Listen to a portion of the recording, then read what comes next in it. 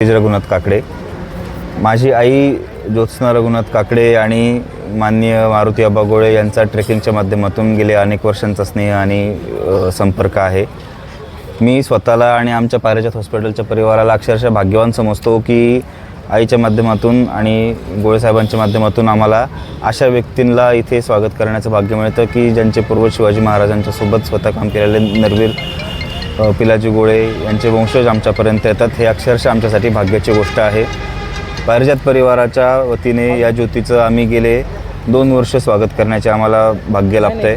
इथून पुढे असंच स्वागत करत राहू आणि इच्छा आहे की कधी ना कधी साहेबांसोबत आग्रांसोबत हा संपूर्ण जो काही पदक्रमणाचा मार्ग आहे आम्ही एकदा तरी पुढच्या वर्षी प्रयत्न करणार आहोत की सगळी टीम घेऊन आम्ही सोबत आबांचा प्रवास करणार आहोत। धन्यवाद धन्यवाद।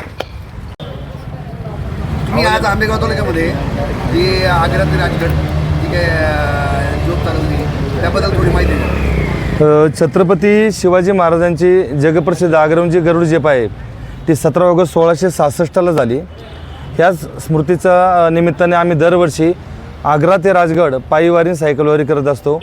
आग्र्यावरून आम्ही 17 ऑगस्ट 2026ला निघालो आहे। 1310 किलोमीटरचा प्रवास करत 11 दिवसामध्ये राजगडला आम्ही पोहोचणार आहोत। किती वर्ष झाली ह्या मोहिमेला हे 7वं वर्ष चालू आहे। तुम्ही ह्या गोळे आहात 14 वंश आहेत 13 वंश आहेत त्याबद्दल थोडी माहिती आहे। माझे पूर्वज सरनोबत नरवीर पिलाजी गोळे हे छत्रपती शिवाजी महाराजांच्या पायदळाचे प्रमुख होते। मी त्यांचा 14वा वंशज आहे। मारुती आबा गोळे। किती दिवसाचा प्रवास आहे हा 11 दिवसांचा प्रवास आहे टोटल। किती सैनिक असतात दररोज संख्या बदलत असते। आजच्या दिवशी जर पकडलं तर साधारणतः 155 ते 160 जण आहेत। साधारण किती दिवस लागतात 11 हो 11 दिवसामध्ये आम्ही आग्रा ते राजगड हे अंतर पूर्ण करतो। आज मनसर नगरीमध्ये आग्रा ते राजगड ही जी ज्योत आली आहे। आग्र्यावरून निघून गेले 9 दिवस बरोबर ना बा 9वा-10वा दिवस आहे आणि ती उद्या परवाच्या दिवशी मला वाटतं राजगडवर पोचेल। या ज्योतीचं आपण गेले 7 वर्ष झालं मनसरमध्ये स्वागत करतो आणि ही ज्योतीचा उद्देश असा आहे की छत्रपती शिवाजी महाराजांची जी इतिहासामध्ये सगळ्यात मोठी गोष्ट घडली, औरंगजेबाच्या वाढदिवसाच्या निमित्तानं महाराज तिकडे आग्र्याला गेले आणि महाराजांना कैद केलं। त्यानंतर महाराजांची आग्र्यावरून जी सुटका महाराजांनी केली आणि त्या सुटकेनंतर ते डायरेक्ट राजगडवर आले।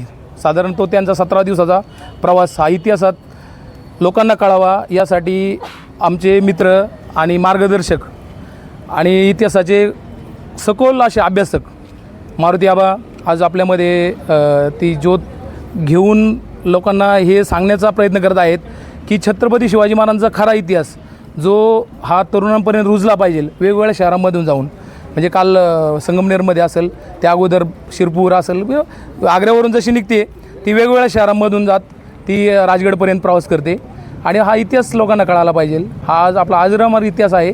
ह्या इतिहासाची जी महंती आहे ती लोकांपर्यंत गेली पाहिजे। हाच यामागचा खरा उद्देश आहे।